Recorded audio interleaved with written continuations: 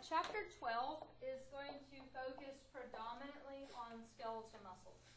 There will be a brief discussion of our smooth muscles, and we're going to have an even more brief discussion of cardiac muscle tissue, because when we start chapter 13, unit 4 material, we're going to pick back up with the heart. And next week, we'll become a little bit introduced into the cardiovascular system with 2 cardiovascular labs. So although this chapter is designed to discuss all muscle types, we're going to focus predominantly on our skeletal muscles now, and we'll cover in better detail the heart when we get into the cardiovascular system. Okay. With that said, though, your handout number 5 that you're turning in on Tuesday is going to discuss all 3 types of muscle tissues. And it's not only skeletal muscle, smooth muscle, and cardiac muscle. So a lot of detail. You're going to really kind of push yourself over the weekend to make the next week presentation go in a lot better detail. And on the back, it's going to look at the mechanics of a skeletal muscle contractile unit of sarcomere. We're going to look at all 3 types of muscles. Okay. As I just mentioned, the 3 types of muscles include skeletal muscle, cardiac muscle, and smooth muscle. Although they're there to contract, they're in different locations of the body. They're built a little bit differently, so they what? Function. Very good. They function a little bit differently. Okay? Or described here, they're activated differently. In your handout, I have just kind of a snapshot of some light microscope images of the different types of tissues. I think we can see probably okay here. If not, you can probably see better on your handout that a couple of the tissues under a microscope look pretty similar, and then there's one type that looks very much differently. And that's how we come up with some of the terminology to describe the different types of tissue. But to remind you, our skeletal muscle is strictly under voluntary control, or really what nervous system could you add in here? What nervous system? What? Not skeletal muscle, somatic nervous system, right? Our skeletal muscle is under the, right, it says voluntary, but certainly it's going to be under somatic, voluntary control. Okay. The other 2 tissues are involuntary or under control of which nervous system? The autonomic nervous system. And these tissues primarily are dually innervated. What does that mean?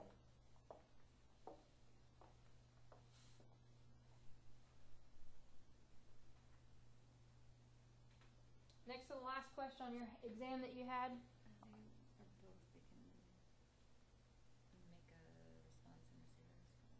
It can receive a stimulus and make a response to both what?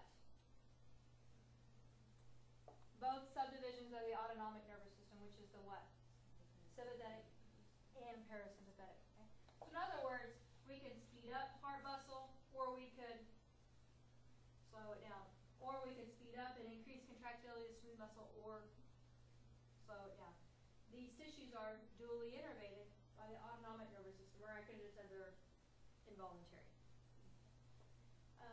Histologically, skeletal muscle and cardiac muscle are striated, and you can see striations. What does that mean? Big white lines, right? So stripes. Can you see the stripes? And if you look at smooth muscle, it looks completely different. We can't see any banding, and so therefore it's described as, you can call it unstriated, or you could call it what? Smooth. Okay, so it looks smooth.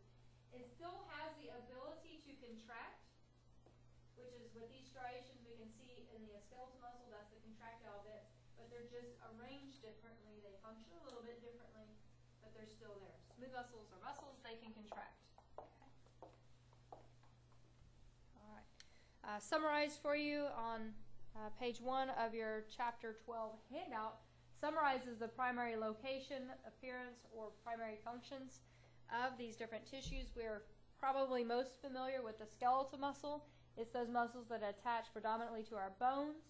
And if we look at the job of that, it's there to give motility to the body, right? To move, right, a different, right, part of the body.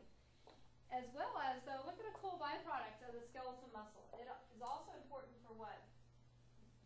Producing heat. Because when you physically move, you get warm. Okay? And so, for example, if I'm cold and I would shiver, right? And the shivering action helps liberate some heat and make me feel warm. Okay. The cardiac muscle is isolated strictly to the heart.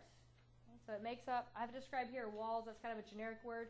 So making up both the atria and the ventricles. Those muscle types are what we call cardiac tissue. And of course, you know the job of the cardiac tissue of the heart is to propel blood, right? The pump. It's a mechanical pump. And then we contrast that to smooth muscle. You may be least familiar with the smooth muscle. And you'll find in other organs that are hollow, so except for even though the heart is hollow, it's made up of cardiac tissue. But anything else in your body that is considered to be hollow, say like the uterus, the bladder, your blood vessels, okay, stomach, etc., has smooth muscle that gives motility to that particular organ. And so it's just trying to move that whatever substance it contains, blood, maybe whatever, is there to move that substance down the line, if you will. Whatever tissue type you're looking at, whether you're looking at a skeletal muscle, cardiac muscle, or a smooth muscle, those muscles are going to retain some common properties, including that the muscles should be excitable, which we spent 2 weeks on talking about excitable tissues. And so what this tells us is our muscles have the ability to detect and respond to stimuli, whether it be intrinsic or extrinsic.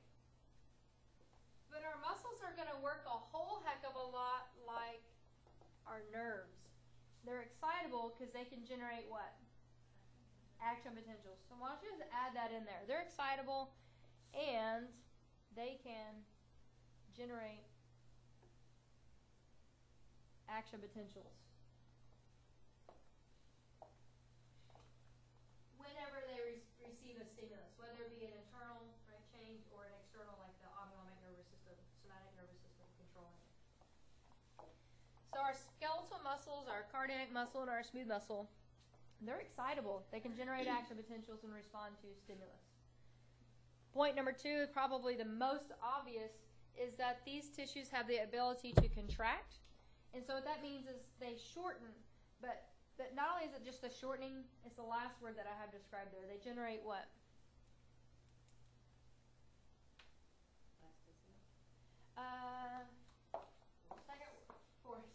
Second word in the description there. Not only do they shorten, when they shorten, they generate tension. To do what?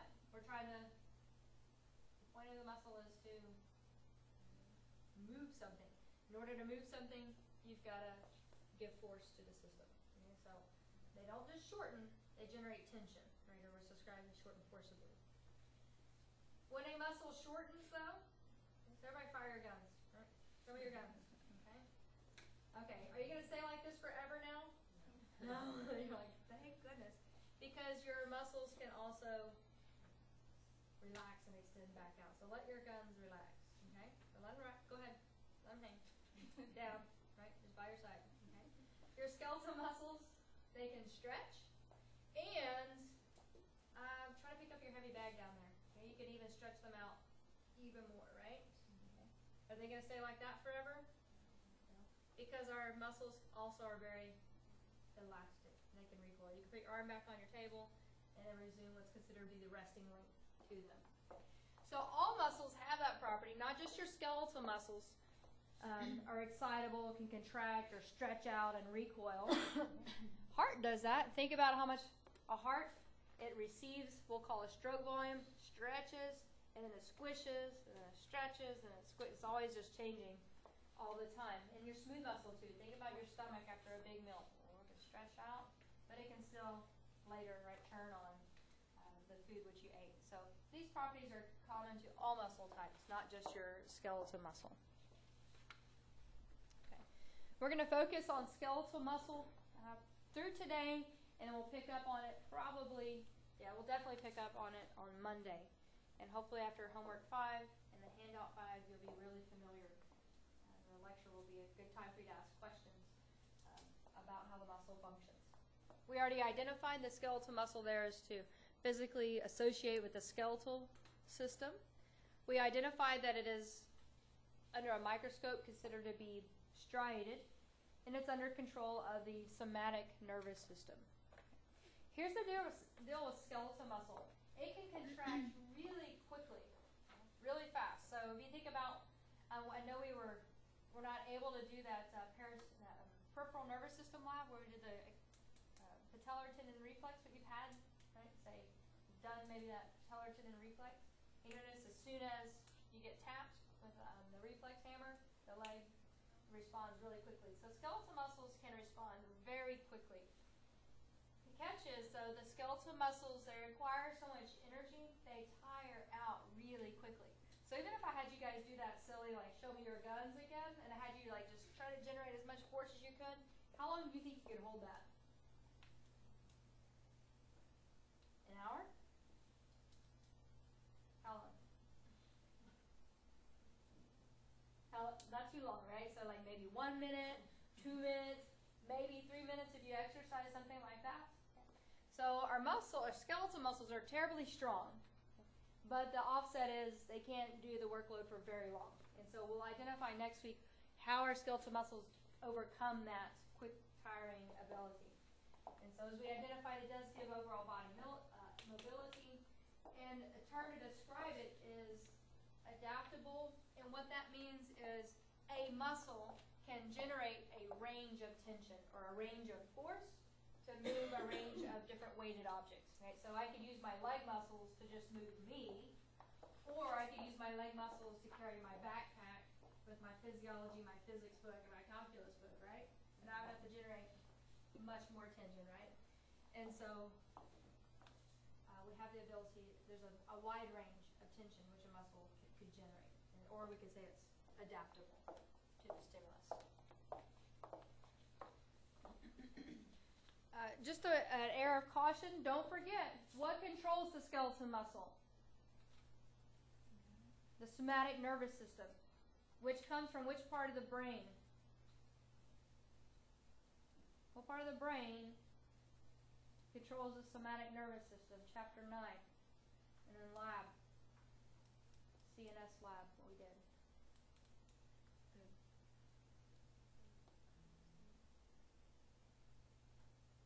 You're whispering today.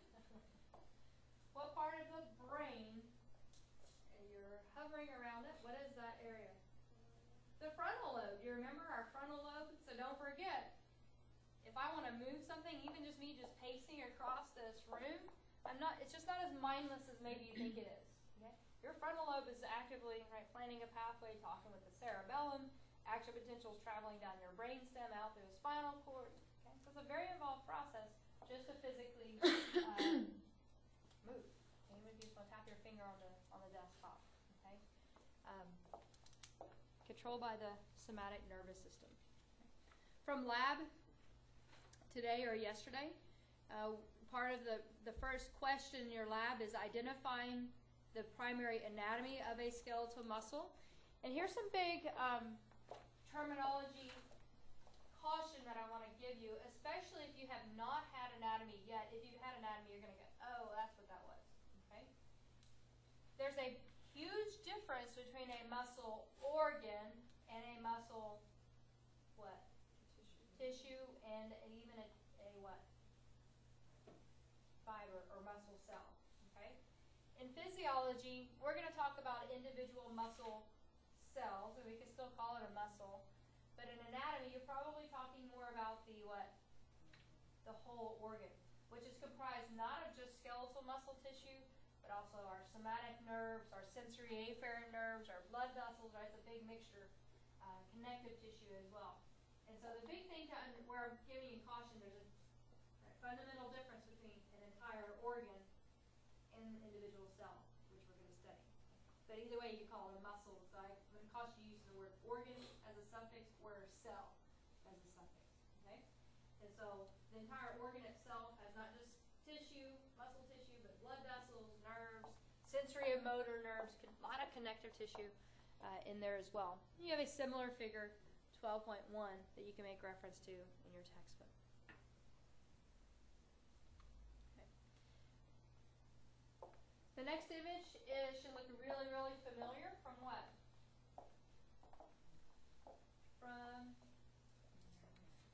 From lab today or yesterday, right? This is what I had you guys, that last question on your pre-lab. I said discuss in detail what happens at figure right between 12.2 and 12.8. Well, we'll introduce it in lab today or tomorrow. Today or yesterday, sorry, my days mixed up. I'm not coming in tomorrow.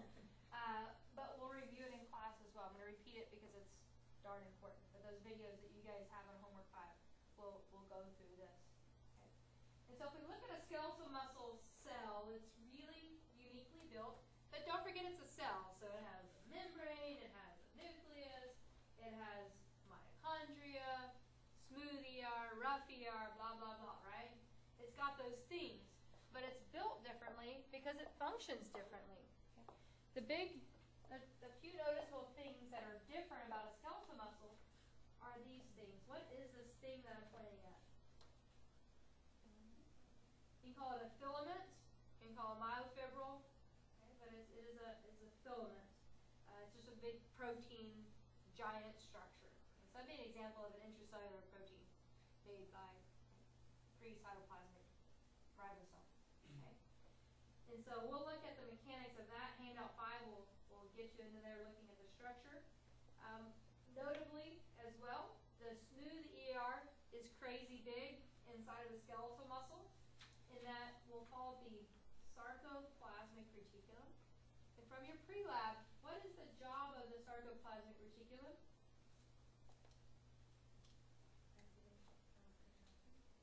Yes, how?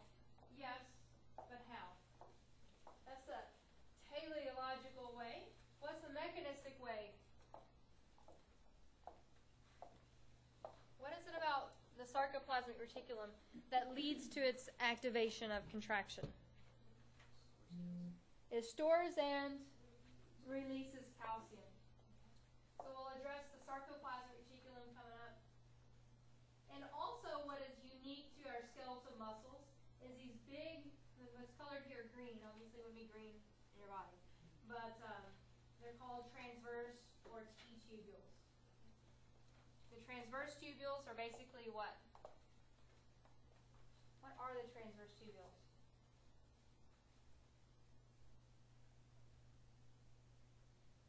We're in lab yesterday. I'm going to put you on the spot.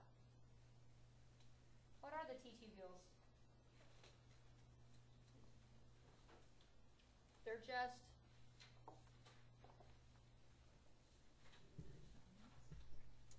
they're next to them, but they're not the filaments. What is the T-tubules? It's just membrane. Thank you. It's just membrane. But it's weird or unique to you that it's not just at the surface, it's actually internalized. You see how the membrane extends down into the muscle cell? Alright. And we'll review its role in lab. If you were in lab yesterday, what's the job of the T-tubules? Do what? I can't hear you. You could go with that, but I wouldn't really use that word. You could work it. To carry action potentials. Okay. The role of transverse tubules is to conduct action potentials from the surface to the inside of the cell. Okay. And so when we come back on Monday, we'll talk about the relationship in better detail. I still have 10 minutes. I'm not concluding class. But I'll look in better detail the role of the transverse tubules and the sarcoplasmic reticulum. The skeletal muscle has a really cool structure for a really neat function. Also, you can see in this image, the skeletal muscle is controlled by, it just says axon, but we know what type of cell type that is. You said it a moment ago, like 5 minutes ago. What type of nerve is that shown there in yellow?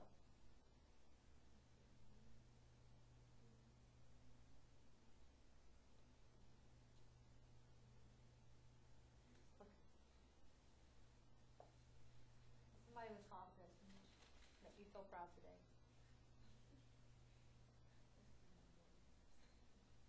What kind of Thank you. Somatic nerve, right? We said the somatic nervous system is the somatic nerve, the somatic efferent motor nerve. Okay. Always releases which neurotransmitter? There you go, acetylcholine. While we're there, what kind of receptor must our skeletal muscle have if acetylcholine is released at the synapse? Very good, nicotinic. Good job. All right, so if all that was foreign to you, pretty please go back to chapter 11.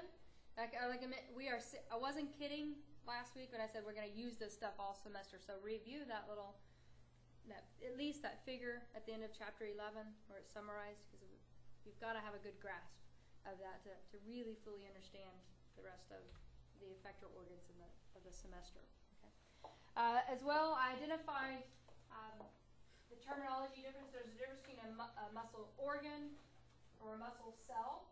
You can call a muscle cell, or you can call it a muscle fiber. And the muscle cells are cylinder-shaped or kind of rod-shaped. And they are as long as the muscle organ is itself. Okay, so maybe you want to write the word organ here in the second point. They extend the entire length of a muscle organ.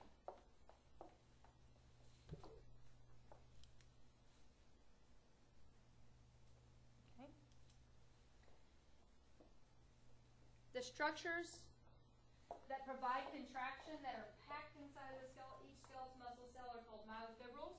We call them myofibers, myofibrils, whatever. But they are comprised of what's called thick and thin filaments. You may have probably heard of that if you remember much from anatomy. And in the parentheses, I have the actual contractile protein named.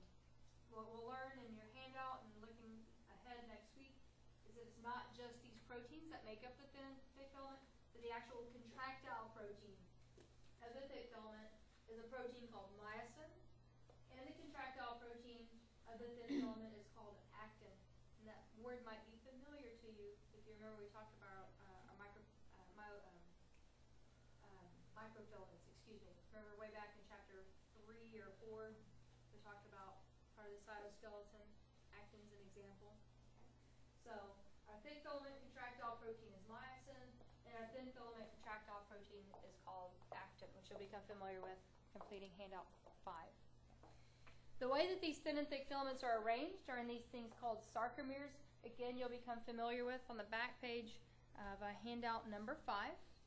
And see if I can find this little video.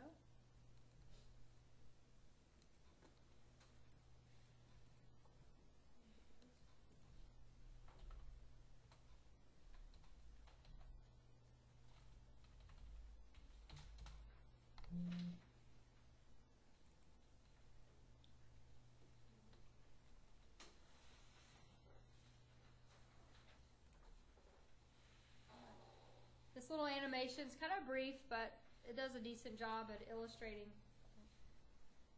the kind of structure of the sarcomere. We're looking at a muscle organ. It's going to be cut across, turned on its end, and we can see some of the connective tissue, the bundles of muscle cells, and then within each bundle would be individual muscle cells or muscle fibers that are extending out here. The muscle cell itself is where my arrow is, where you can see the somatic nerve controlling it. Pulled out of it is what? What's being pulled out of the muscle cell? A myofibril. Okay, so a little protein rod basically packed inside of the muscle cell.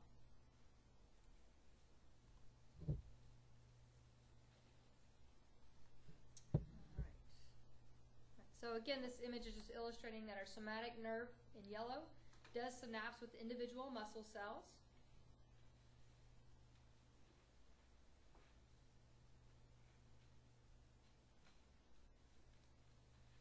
In reviewing some of the anatomy of a muscle cell, this muscle cell has been cut cross twice and long, right? So the top layer has been kind of peeled off, so we're kind of peering into this muscle cell.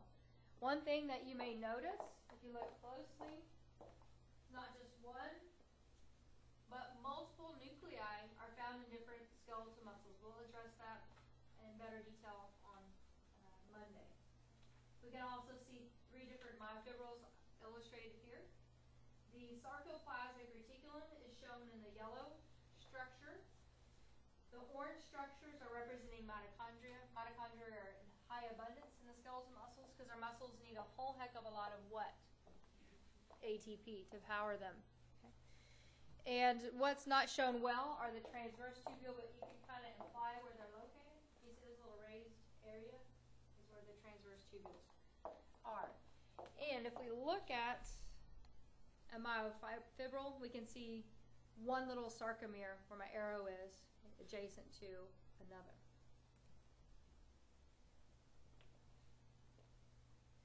So critical to muscle contraction is not only ATP, but also calcium. And both of those molecules have to be present in order for a muscle cell to contract. And if we were to look at the arrangement of the proteins in a myofibril, we could see multiple sarcomeres aligned. And then on your handout number 5, you'll look at the role of the Z line, and the M line, and the A bands, and the I bands. So I'm going to kind of throw them out there, but you'll hopefully understand them better on your work, through your work over the weekend.